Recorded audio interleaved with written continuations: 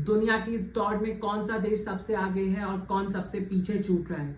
और सबसे बड़ी बात, हमारा भारत कहाँ खड़ा है इस ग्लोबल कंपटीशन में। जी हाँ, हम बात कर रहे हैं वर्ल्ड कॉम्पिटिटिवनेस रैंकिंग 2025 की। कंपटीशन से ये पता चलता है थ्रू दिस ग्लोबल रैंकिंग, जो असेस करती है नेशंस को on the basis of 300 criteria across big four pillar: economic performance, government efficiency, business efficiency और इंफ्रास्ट्रक्चर।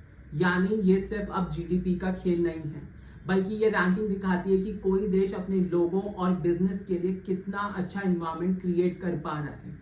इन शॉर्ट, ये रैंकिंग बताती है कि कौन सा देश फ्यूचर रेडी है, कौन पीछे छूट रहा है और किसको संभलने की जरूरत है। और इसमें ग्लोबल लीडर्स हैं वंस अगेन स्विट्जरलैंड, उसके बाद है सिंगापुर, हांगकांग, टॉप 10 में है Denmark, UAE, Taiwan, Ireland, Sweden, Qatar, Netherlands, ये सब शामिल हैं। छोटे देश लेकिन स्मार्ट पॉलिसी और इनोवेशन से बड़े खिलाड़ियों को अभी टक्कर दे रहे हैं।